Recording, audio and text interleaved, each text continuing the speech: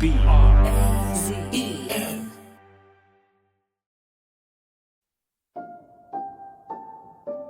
It was Saturday night. I was at a dance. December 7th, 2014. The Hyatt Regency O'Hare, out in the Chicago suburbs by the airport, has been hosting a convention this week. And tonight is its final night, which means it's party time. Midwest Circus, how we doing tonight? The hotel's main event hall is a rave, a sea of dancing bodies. Outside it, the lobby is almost as round. Crates of booze are being ferried up to supply dozens of small breakaway parties in rooms and suites. This is a convention, the biggest in the world, for a community known as furries. Take your mental image of that heaving dance floor and add the twist that more than half of them are dressed, head to toe, in neon bright, exquisitely detailed, anthropomorphic animal costumes. Picture like sports team mascots, only hundreds and hundreds of them, a sea of foxes, cats, tigers, dogs, wolves, rabbits, any animal you can imagine. There's people in kink-themed gear too, some in various other kinds of cosplay, but the majority are in full fur, thick and lustrous, neons and pastels and every shade of the rainbow. Conventions like these are where they are at their most free. Free to really let their guard down. Free to detach the inhibitions they wear for the outside world. Free to be whoever and whatever they want to be. But tonight, that's not how it's going to go.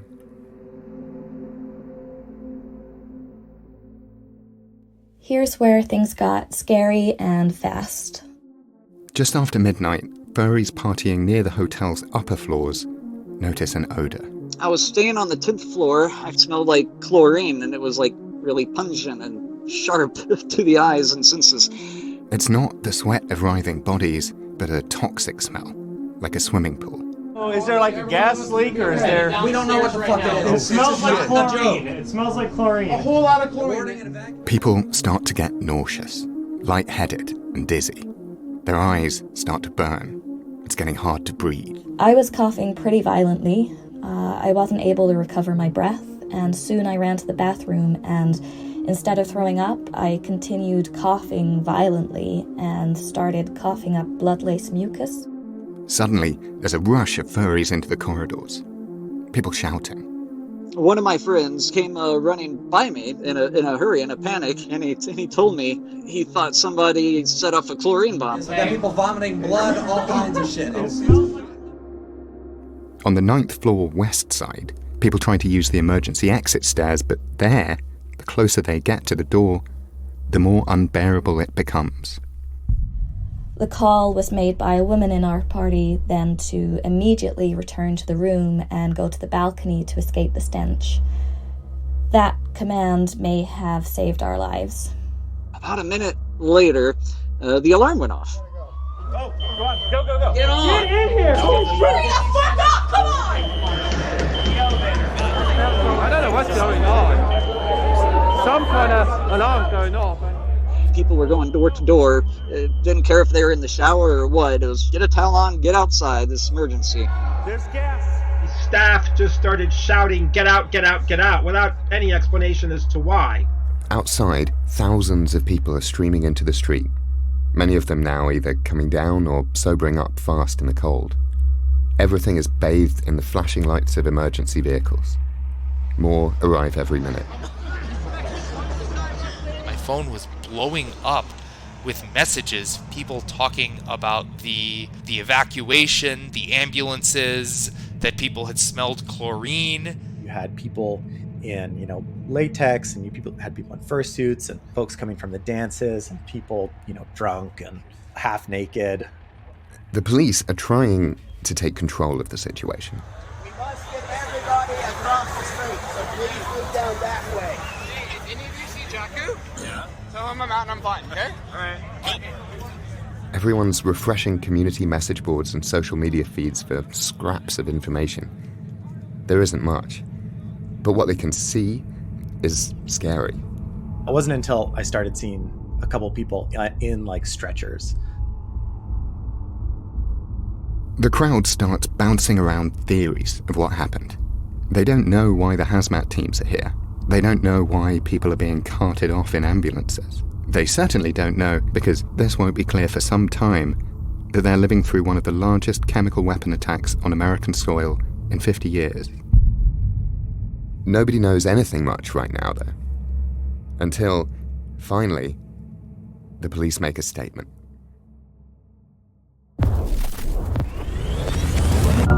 Rosemont police say an intentional chlorine gas leak has sent 19 people to the hospital. All of a sudden, this chemical bomb went off or something, and then everyone was out here, and everyone was getting thrown in ambulances the next minute, and I woke up in a hospital. This was at the Hyatt Regency, where people had gathered for an annual furries convention. Investigators believe it was created intentionally and are treating it as a criminal matter. Someone with a grievance obviously had a bone to pick with the people running that convention.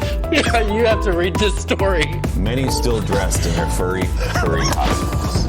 Terrorists who were specifically targeting furries. This is some troll who, wants to cause chaos. You're telling me that there was a terrorist attack in 2014 involving the use of chemical weapon, but nobody heard about it? This could not have been an accident. People were eager to assume that it was some sort of hate attack.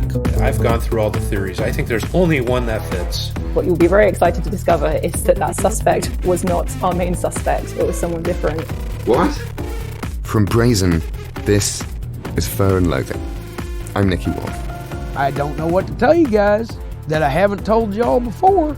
I would quit threatening me. And I am armed. Episode 1. Broken Glass.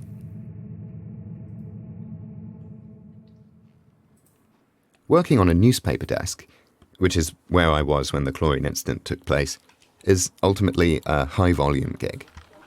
News gushes past, and then, most of the time, you're straight on to the next thing. Sometimes, though, for whatever reason, one of those stories will just lodge itself in your brain. Pretty much all journalists, whether they cover politics or fashion, or in my case, internet subculture, have something sort of like that cooking away somewhere in their heads. The one that got away story. A white whale. The Midwest Fur Fest gas attack is mine. I've been low-key obsessed since the day it happened, when I watched it unfold in real time from my desk at the Guardian office in New York. Firstly, I've always had a massive personal soft spot for furries. Unlike with most of the digital communities I cover, I've always found them just to be so strikingly nice and earnest. I cannot tell you how much of a breath of fresh air that is in the bitter, cynical world of internet reporting. But that earnestness has also made them a long-running target for trolling from the internet's nastier corners. Even so, though, it was still shocking to watch people openly gloating right after the attack. I mean, listen to this, a selection of posts on Twitter. Look at these human failures. None of them died? What a shame. Only got 19 of them. I hope we try harder next time. These brave people who gassed them were protecting our culture. Yiff in hell for f***s. Act like animals, you get put down like one. Salutes to the man who put in that gas. This is the beginning of the end for these pedos. Next convention, you all die. Furries are used to online vitriol. They're digital natives and can usually give as good as they get. But what happened at Midwest Fur Fest was something different. A chemical weapon terrorist attack in a major American city. In the post-9/11 climate, I assumed this meant it would at least be treated as a big deal by law enforcement and the press. Turns out, I was wrong. The Chicago Tribune, 19 people were hospitalized at a furry convention in Illinois after... This is from the very next morning on MSNBC's popular breakfast show, Morning Joe. Lake of chlorine What's gas. a furry convention? Did I get that wrong? What leak there? Oh, gosh. Okay. Officials were called when a strong odor of chlorine... What? Spread? We just told Mika what the convention was about. She's... I think they had to evacuate the building and everything. Sent the hotel guests along with convention attendees into the cold night Many still dressed in their furry costumes. Could you check on Mika, see if she's okay? She's over there. So. This was taken as a major offense, and this touches on a long-standing sensitivity where there's this sort of dogma where just the media is out to get us. Every good story needs a hero. And in this story, it's this guy, Patch O'Fur. Patch is a furry blogger who runs a fandom news site, Dogpatch Press. When I started to properly dig into this story, I came across his reporting. It was taken very badly because, this was a major crime happened, and here's somebody who's laughing at us in the media. Major story, very underexposed. Patch has compiled a pretty comprehensive snapshot of the furry conversations in the days and weeks after the attack. He followed many of the boards closely and eventually began writing a series of pieces about it. Patch has relentlessly followed this story closer than anyone else on the planet. It's basically a terror attack. It sent 19 people to the hospital, and nobody was ever arrested. A quick note here. Usual journalistic practice would be to use people's legal names as a default. But because of the nature of the fandom and how it's often perceived, many furries keep their real and online lives separate. Because of that, we'll stick with the pseudonym Patch throughout this show. The same will be the case for some of the other furries we speak to as well. Unless there's a journalistic reason not to, we'll refer to people in the fandom the way they choose. In some ways, it's a safety where I can just, have a little bit of deniability because I don't necessarily tell everybody I know that I have the Clark Kent versus the Superman fursona. I wasn't originally intended to be a journalist. I was doing this to go out to parties and just be as outrageous and decked out and free as I could be. So it is nice to sort of keep a separation there. Patch's fursona, his furry journalist alter ego, is a wide-eyed husky with grey ears, a white muzzle, and a maximalist taste for accessories. I deck him out in the wildest outfits I can possibly get. Neon cheetah print bandana, star-shaped shutter shade. I've got a glitter bow on my head. My tail is very heavy. It's a stuffed tail. So suspenders, rainbow suspenders on a rainbow belt. Since I started work on this show, me and Patch have talked a lot. About the attack, about the investigation, about the fallout, about the mystery. My site, the sort of bare bones blog that I started, I really put in a dedicated effort to just start cranking things out almost every day. I was trying to tell stories that I felt that deserved to be told that nobody was telling. I don't care if it makes money. I don't care if it gets followers. That's not what I'm doing. I'm telling the story. So that's been my mission. But it also turns out Patch has a knack for this. In fact, he's one of the most tenacious investigative reporters I've ever met. But even being on this story for years, the details of the investigation remain opaque. Why had there been no arrests, even now, almost a decade after the attack? I mean, this was a ticketed event in a modern building. Surely evidence wouldn't be that hard to gather. That's a story itself, because I think there probably should have been arrests, and there's enough evidence that there probably could have been, except for a couple of screw-ups. Importantly, the perpetrator had used a weapon that could be traced. It's a gas with a terrible history. It was the first clue. But that's where the official investigation started to go off the rails. We'll be back after this.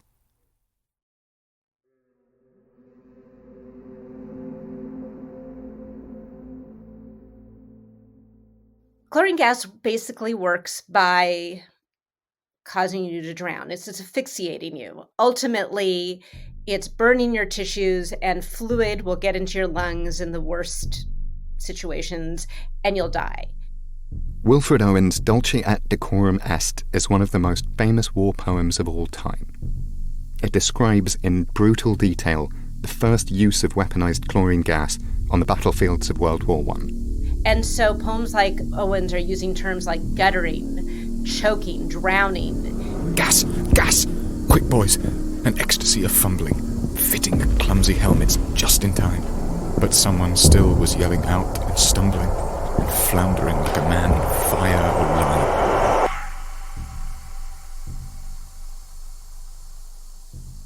Molly Dorsey, historian at the University of New Hampshire. It was a complete surprise for the Canadian and the French Algerian troops, who were the first targets. They're horrified. It's coming out of canisters, and so it's drifting on the air in these thick clouds. And no one should have sort of pea green air out there coming towards you. No one knew what to expect. When thinking about the Midwest Furfest attack, it's tempting to not take it seriously. Nobody died, after all. All's well that ends well. Probably just a prank. Who cares? Anyway, it's just those weird furries being weird, right? So it's worth reminding ourselves how chlorine is a uniquely terrifying kind of weapon. I really like that you use the word terror. It's an emotional weapon as much as a physical one. Use of poison gas is banned by every single rule of war we have. In fact, it's probably the first thing that comes to mind when you think the phrase war crimes. But obviously, chlorine is also widely used in various industries. So despite its potential for causing horrific harm, it's still pretty easy to get hold of. That's what the hazmat team found in the 9th floor stairwell, the remains of this devastating weapon.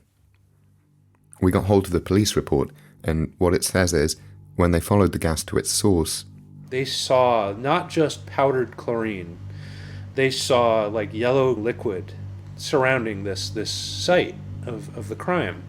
That, according to other documents we obtained from the FBI via Freedom of Information request, and we'll dive into those in due course, was a type of acid, most likely muriatic or hydrochloric. Those are activating agents that, when mixed with powdered chlorine, turn it into a deadly gas. And that is the totality of physical evidence in this case. The remains of the delivery system. Somebody had a motive. Somebody had a motive to hurt people. Patch doesn't mess around. The public discussion had very little to go on, and straight out the gate, and I mean literally this was 13 minutes into our first ever conversation, we're into the theories of the case. Because before we really get started investigating this as an attack, we first need to hear out the idea that it wasn't. There was only one other theory that had any kind of plausibility. Theory 1. A latex chlorination accident. An unintentional spill. It's not insignificant, this one. It's pretty widely believed. In fact, several of the furries we've spoken to over the course of making this show mentioned it. The theory was that this chlorine that ended up in the stairwell at Midwest Furfest was being used for somebody's suit, and some sort of reaction got out of hand, and they had to just throw it and get it out of their hotel room. That is kind of the commonly accepted theory. If you ask anybody, that's probably the first one that's going to come up. And I'm going to tell you, there is no credibility to that whatsoever. This could not have been an accident. So that theory is just, right in the trash. You can hear a little exasperation in his voice as he goes over this. First off, the police said this is a deliberate act. It is not an accident. He talks about it with the practiced patience of someone who's had to walk other people through it God knows how many times. And that's because he has. Second of all, if you're going to do latex chlorination, you don't use powdered chlorine. So somebody somehow had a mason jar of this extremely strong chemical brought to the 10th floor of a hotel. That's kind of weird. Who brings chlorine in their luggage? That kind of tells you that somebody had a reason to do that. Why do you need chlorine on the 10th floor of a hotel that doesn't have a pool? But this is where things get complicated, because the investigation seems to have stumbled pretty dramatically from the get-go.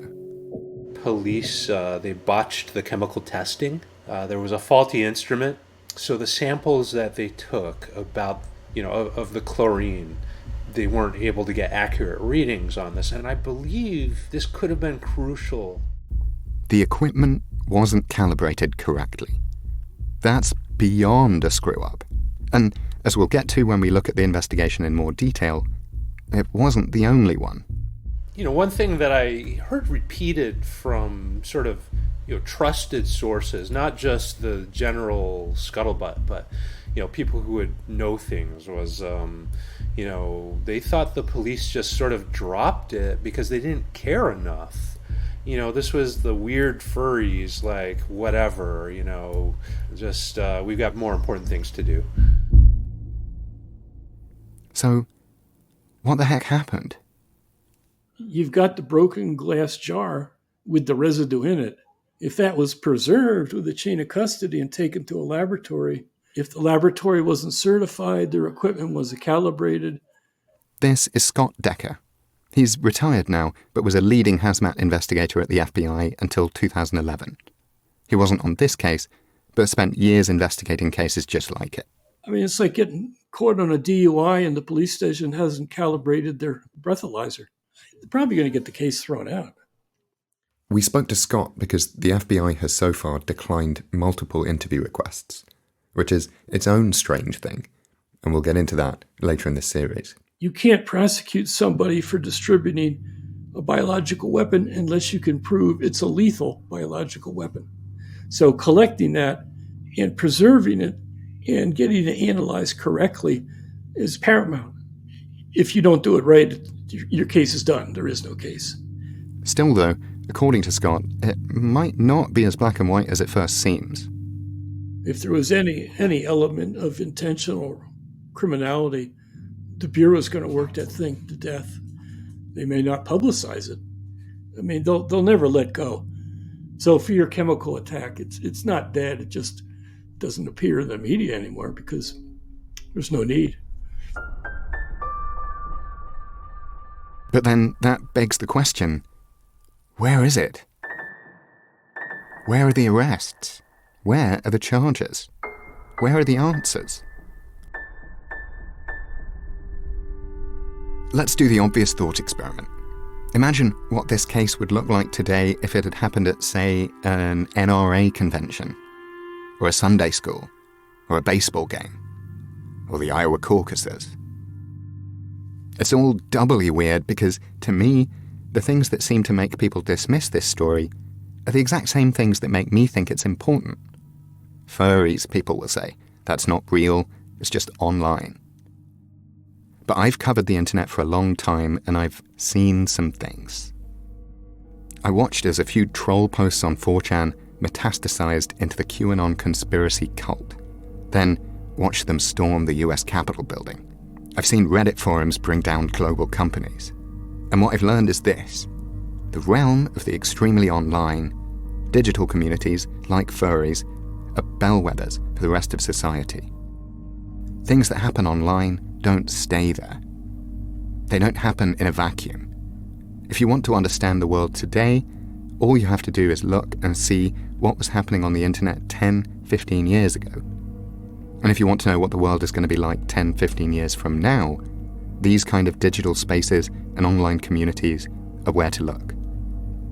And that means, I think, if we can dig into some of what was happening to furries 10 years ago, the kind of forces that led to what happened at MFF, then we're going to find the roots of some much bigger things happening all around us today. That's my theory of the case, anyway. That's why I'm getting on a plane to Chicago to go to this year's Midwest Fur Fest and check out the crime scene for myself. That's next time on Fur and Loathing. There was some explosives set off. There was so many furries. Outside limit alarm means the chlorine meter maxed the fuck out. We had FBI, we had Illinois State Police, guns drawn. They're basically aligned with the same alt-right. Please don't think me rude, but we both know there is no such thing as off the record in this business. And they come up to me and they say, "Excuse me, sir, would you please come with us?" I'm going to be on his list. I don't want to be on his list. People don't treat you like a person. They treat you like a cartoon. You can't argue with a man who has a gun. It's actually seeing it in person is more scary than reading any of the reports.